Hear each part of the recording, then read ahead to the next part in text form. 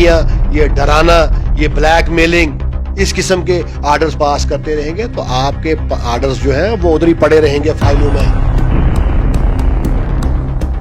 بھی آدمی کا یہاں مکان نہیں گرایا جائے, یہ میرا چیلنج ہے ایڈمنسٹریشن سے. ایڈمنسٹریشن میں اگر دم ہے, اگر ہمت ہے, کے پاس 2 مرلہ ہے, 3 مرلہ ہے, اس کے ساتھ چھیڑ چھاڑ کریں گے تو سب سے پہلے آپ ہمیں سڑکوں پر پائیں گے. ہراس کریں گے, ان کو تنگ کریں گے, پریشان کریں گے تو کہیں اور کوئی کھاتا نہ کھل جائے. یوٹی ایڈمنسٹریشن ہماری مدد نہیں کرے گی, شاید لوگ کہیں اور مدد کے لیے ہاتھ بڑھائیں.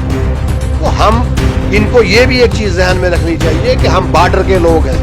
یہ جتنی جنگیں گزری ہیں, فوج حفاظت نہیں کر رہی ہے سرحدوں. یہاں کا ایک کامن غریب, گجر, پہاڑی, ہندو, سکھ, مسلم, یہ سب مل کے ان بارڈر دیکھ رہے ہیں جموں کشمیر میں جو کہ اینٹی انکروچمنٹ ڈرائیو کی بات کی جا رہی ہے. اس کے بعد بہت سی جو پبلک ہے ہماری, جو غریب لوگ ہیں خاص کر بات کریں گے, وہ بہت زیادہ گھبرائے ہوئے لگ رہے ہیں.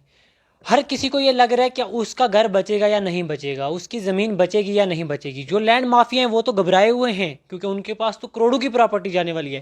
لیکن جو غریب لوگ ہیں جن کے پاس صرف ہے ہی 5-6 کنال زمین ہے, وہ بھی لوگ گھبرا رہے ہیں اور ڈرے ہوئے ہیں. تو انہی تمام چیزوں کو لے کے جو اس وقت اب لوکل لیڈرشپ ہے ہماری, وہ کہیں نہ کہیں میدان میں آتی ہوئی نظر آ رہی ہے. اس وقت ہمارے ساتھ موجود ہیں پی ڈی پی کے district president BDC Shamim Ahmad Ganai sahib. Shamim بھائی, سب سے پہلے وقت دینے کے لیے بہت بہت شکریہ. آپ کا بہت شکریہ شہناز. شمیم بھائی, سیدھا سوال آپ سے یہ رہے گا, آپ کس طرح سے دیکھتے ہو اس اینٹی انکروچمنٹ ڈرائیو کو؟ دیکھیے, آرٹیکل 370 اور 35A کے رول کے بعد جو ہے جموں کشمیر میں مختلف قسم کے تجربات جو ہیں وہ سینٹرل گورنمنٹ کر رہی ہے, اور اس سے پہلے بھی بہت سارے ایسے آرڈرز پاس ہوئے ہیں, اور ایسے کئی آرڈرز پاس ہوئے ہیں جو یوٹی ایڈمنسٹریشن کو شاید بھول بھی گئے ہیں, انہوں نے کوئی آرڈر نکالا ہے. تو اسی کی کڑی کو آگے بڑھاتے ہوئے انہوں نے جو یہ آرڈر نکالا ہے, میں سمجھتا ہوں تو ایک تو ان کے جو صلاح کار ہیں جو ان کو اس قسم کی رائے دیتے ہیں, وہ ذہنی طور پر مجھے لگتا ہے اپاہج ہیں. ایڈمنسٹریشن لوگوں کے ویلفیئر کے لیے ہوتی ہے, نہ کہ لوگوں کو اجاڑنے کے لیے. اور اس قسم کا جو فیصلہ یہ آیا ہے, جہاں پر روشنی ایکٹ کے تحت جو جن لوگوں سے پیسے لیے گئے, ان کے انتقالات کیے گئے, اسٹیٹ لینڈ میں لوگوں نے مکان چڑھائے ہیں یا کہا چرائی میں مکان چڑھائے ہیں, تو سمجھنے کی بات یہ ہے کہ اسٹیٹ لینڈ میں کن لوگوں نے مکان چڑھائے ہیں. جہاں تک میں جانتا ہوں 1990 کے بعد جو یہ ملٹنسی کا ایک بہت بڑا ٹرمائل یہاں گزرا ہے, لوگوں نے ہمارے بارڈر پر جانیں دی ہیں, ہمارے بزرگوں نے, ہماری بچیوں نے, ہمارے نوجوانوں نے.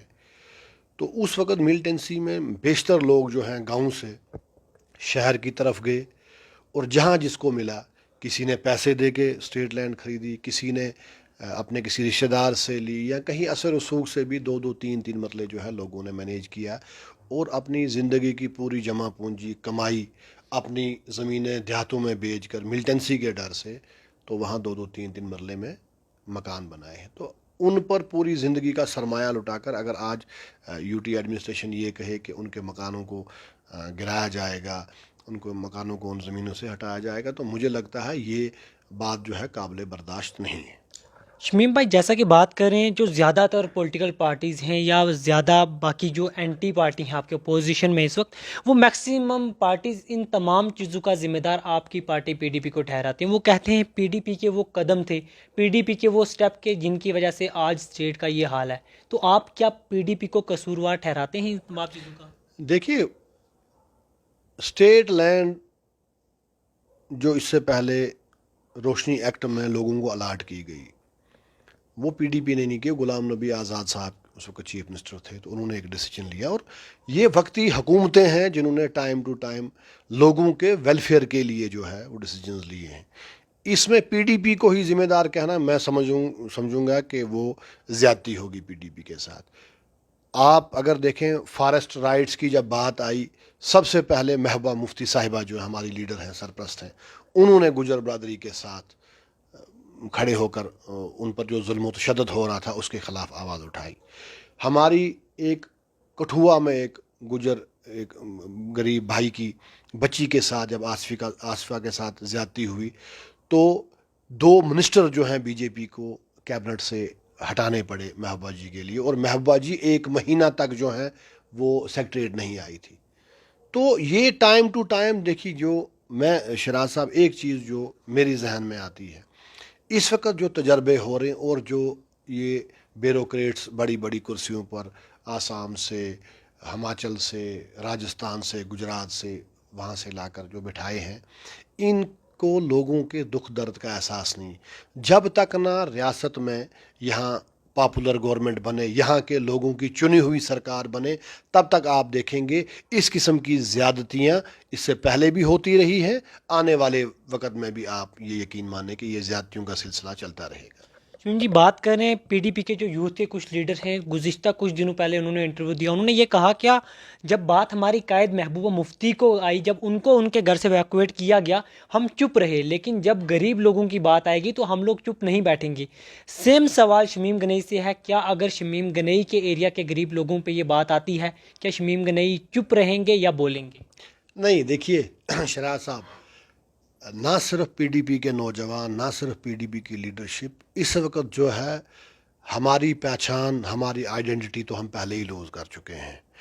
ریاستوں کو اپ گریڈ کیا جاتا ہے، یوٹیز کو اپ گریڈ بنا کر کے ریاست بنایا جاتا ہے، جبکہ ہمیں ڈی گریڈ کیا گیا ہے ریاست سے یونین ٹیریٹری میں، اور اس یونین ٹیریٹری کو بھی 2 حصوں میں تقسیم کیا گیا.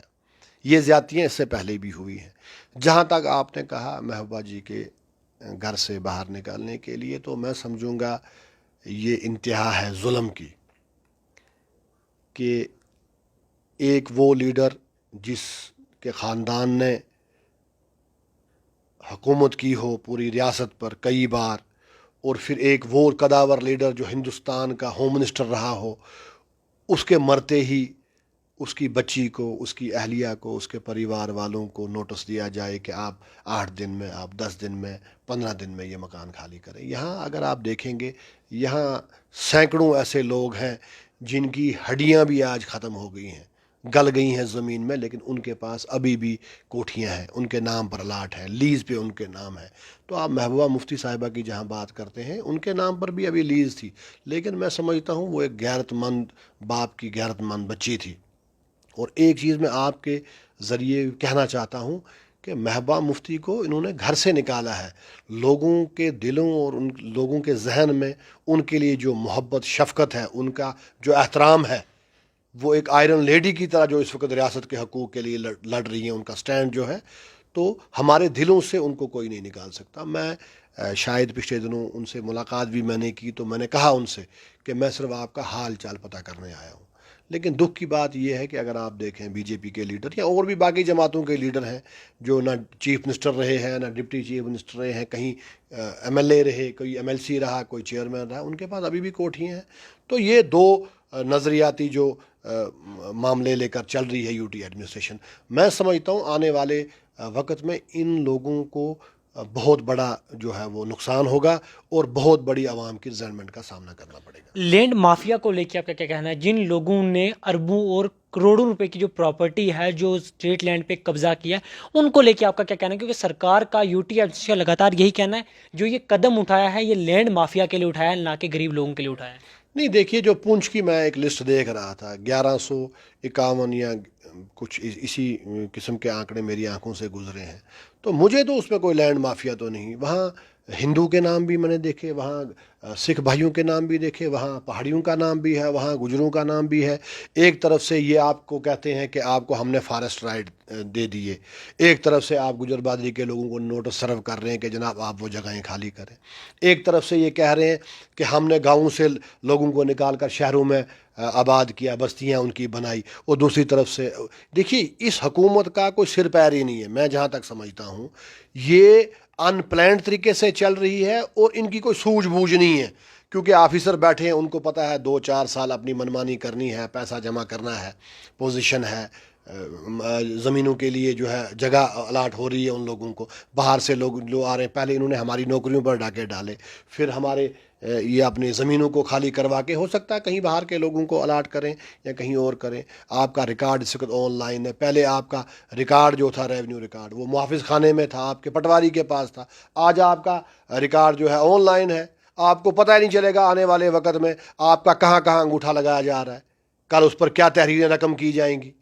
آنے والے وقت میں ہو سکتا آپ نہ ہوں، آپ کے بچے ہوں تو ان کی زمینوں میں کسی بہار والے کی، کسی راجستھان والے کی، کسی مہاراشٹر والے کی کاشت ہو، ان کا وہ گرداوری ہو. تو یہ جو زیادتیاں ہو رہی ہیں، مجھے لگتا ہے کہ جموں کشمیر کو تباہ کرنے کے کگار پر یہ ایڈمنسٹریشن پہنچی ہے. اور میں جہاں تک لوگوں سے بات کرتا ہوں، آپ دیکھیں گے سرن کوٹ میں، دیکھیں گے آپ کل مینڈر میں دیکھیں. ایون کہ میں بڑا حیران ہوں، کل بی جے پی کے لوگوں نے بھی عوام کی آواز کے ساتھ آواز ملا کر پونچھ میں جو ہے پروٹیسٹ کیا ہے اس لینڈ آرڈر کے خلاف. تو عام آدمی سمجھتا ہے کہ یہ حکومت جو ہے، جو انہوں نے وہ دعوے کیے تھے کہ 370-35 سے ہٹنے کے بعد یہاں دودھ کی نہریں چلیں گی، یہاں بلٹ ٹرین چلے گی، یہاں چاپر سروس چلے گی، یہاں پر لوگوں کی زندگی کو، اور ان کا ایک جو بار بار کہنا تھا کہ 370 ہی رکاوٹ ہے جموں کشمیر کی ترقی میں. تو یہ ترقی تو ہم نہیں چاہتے. غریبوں کو گھروں سے نکالنا یہ ترقی نہیں ہے. لوگوں کو بسانا کام ہوتا ہے ایڈمنسٹریشن کا، لوگوں کو آباد کرنا کام ہوتا ہے اسٹیٹ ایڈمنسٹریشن کا. لیکن یہ جو فیصلے آئے ہیں، مجھے نہیں لگتا یہ سنجیدگی کے فیصلے ہیں. اور یہ تجربے جو ہو رہے ہیں، یہ خود تو ڈوبیں گے، لوگوں کو تو کیا کریں گے، لیکن خود یہ ڈوب جائیں گے، یہ آپ یقین مانیں. بہت سے لوگ ایسے بھی ہیں جو یہ کہہ رہے ہیں کہ اس آرڈر کو لے کے جموں کشمیر میں بہت سے لوگ اپنی سیاست چمکانے کی کوشش کر رہے ہیں. غریبوں کی بات کم کر رہے ہیں، لیکن اپنی سیاست چمکانے کا ایک انہیں اہم موقع مل گیا، اس لیے وہ اپنی سیاست چمکا رہے ہیں. کیا آپ اس بات سے متفق ہیں؟ دیکھیے شراز صاحب، میں ایک کانسٹیٹیوشنل پوسٹ پہ ہوں، B D C chairperson ایک کانسٹیٹیوشنل پوسٹ ہے. میرے پاس بھی لوگ آتے ہیں. اس وقت لیڈرز کی طرف لوگ نہیں دیکھ رہے ہیں، لوگوں نے خود مورچے سنبھالے ہوئے. آپ دیکھیں گے یہ جو کل بہنڈر میں ایک جمع غفیر تھا، پرسوں سرن کوٹ میں تھا، کل پونچھ میں تھا، تو اس میں کوئی بڑے کوئی قداور لوگ نہیں تھے، عام کامن مین تھا. کیونکہ کامن مین جو ہے وہ اس وقت سفر کر رہا ہے.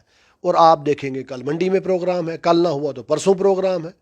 تو آنے والے دنوں میں دیکھیں گے لیڈر بولیں نہ بولیں، عوام جو ہے اب اکتا چکی ہے. عوام کے سامنے یہ جو یو ٹی ایڈمنسٹریشن ہے اور مرکزی سرکار ہے وہ بے نقاب ہو چکی ہے. ان کے کھوکھلے وعدے، ان کے کھوکھلے دعوے جو ہیں وہ جھوٹے ثابت ہو رہے ہیں. اور شراز صاحب، میں ایک چیز وثوق سا کہوں گا کہ ہمارے آنریبل پرائم منسٹر صاحب جو ہیں، ان کا ایک پروگرام اگر آپ کو یاد ہو، من کی بات، تو وہ تو اپنے من کی بات لوگوں سے کہتے ہیں، لیکن میں ان سے بھی اپیل کروں گا کہ مودی صاحب، عوام کے من کی بات کو بھی آپ نے سمجھنا چاہیے. عوام کے دلوں میں، ان کے ذہنوں میں کیا ہے، وہ کس تکلیف سے، کس دکھ سے، تنگی سے اس وقت گزر رہے ہیں، دو چار ہو رہے ہیں. اس پر بھی آپ کو مرہم لگانے کا کام کرنا چاہیے. کہیں ایسا نہ ہو نہ خدا ہی ملا، نہ وسالے صنم، نہ ادھر کے رہے نہ ادھر کے رہے. شمیم صاحب، آخری سوال آپ سے یہ رہے گا، اگر ایسا کچھ ہوتا ہے، اینٹی انکروچمنٹ ڈرائیو چلا دی جاتی ہے پونچھ میں یا منڈی میں یا باقی دیگر ایریاز پہ، تو شمیم گنئی کا نیکسٹ سٹیپ کیا ہوگا؟ دیکھیے، جہاں تک میں دیکھتا ہوں، جہاں تک میری سیاسی بساط ہے، یہ ڈرا دھمکا کر لوگوں کے دلوں پر، ان کے ذہنوں کو مفلوج کر کے ان پر حکومت کرنا چاہتے ہیں. میں آپ کو دعوے سے کہوں گا کہ ایک بھی آدمی کا یہاں مکان نہیں گرایا جائے گا. یہ میرا چیلنج ہے ایڈمنسٹریشن سے. ایڈمنسٹریشن میں اگر دم ہے، اگر ہمت ہے، تو کسی ایک غریب، ہاں کہیں انلیگل انکروچمنٹ جنہوں نے کروڑوں روپیہ کمایا ہے، وہاں پہ اگر یہ کچھ ایسی ڈرائیو کریں گے تو ہمیں اس میں کچھ نہیں. لیکن کسی غریب جس کے پاس 2 مرلہ ہے، 3 مرلہ ہے، اس کے ساتھ چھیڑ چھاڑ کریں گے تو سب سے پہلے آپ ہمیں سڑکوں پر پائیں گے.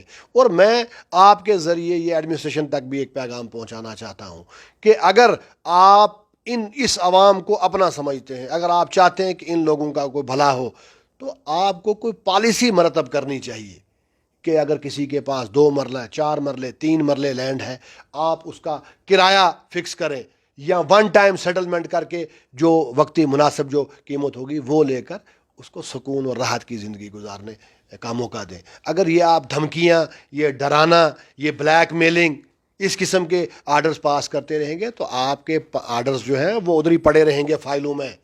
آپ نے ابھی تک عوام نے برداشت کیا ہے. یہاں میں دیکھتا ہوں نوجوانوں میں جو آکروش ہے, جو بزرگ ہمارے پاس آتے ہیں, جو ہم سے بات کرتے ہیں, مجھے لگتا ہے یہاں تو نقشہ ہی بدل جائے گا سارا. پھر اگر یہ یو ٹی ایڈمنسٹریشن ہماری مدد نہیں کرے گی, شاید لوگ کہیں اور مدد کے لیے ہاتھ بڑھائیں. تو ہم ان کو یہ بھی ایک چیز ذہن میں رکھنی چاہیے کہ ہم بارڈر کے لوگ ہیں. یہ جتنی جنگیں گزری ہیں, فوج حفاظت نہیں کر رہی ہے سرحدوں کی. یہاں کا ایک کامن غریب, گجر, پہاڑی, ہندو, سکھ, مسلم, یہ سب مل کے ان بارڈروں کی حفاظت کر رہے ہیں. تو اگر آپ اپنے محافظوں کو ہی جناب اس طرح ہراس کریں گے, ان کو تنگ کریں گے, پریشان کریں گے, تو کہیں اور کوئی کھاتہ نہ کھل جائے یہاں پر. تو اس قسم کے آرڈر جو ہیں, یہ بچکانی حرکتیں میں کہوں گا, یہ ان کو آرڈر یہ واپس لینے چاہیے, ریووک لینے چاہیے.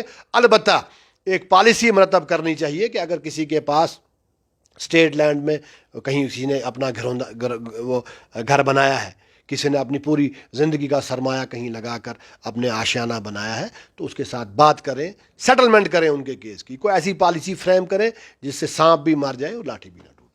بہت بہت شکریہ. تو ناظرین, یہ تھے ہمارے ساتھ B D C chairman Shamim Ganai, جو اس وقت ڈسٹرکٹ پریزیڈنٹ ہیں پی ڈی پی کے ڈسٹرکٹ پونچھ کے. تو ان سے تفصیلاً بات چیت کی ہم نے اسی اینٹی انکروچمنٹ ڈرائیو کو لے کے, کیا ان کی پارٹی کے کیا تاثرات ہیں ان تمام چیزوں کو لے کے. ایک چھوٹی سی پیشکش تھی شہر حسن کے ساتھ, بنے رہو ٹائپ رائٹر پہ. خدا حافظ.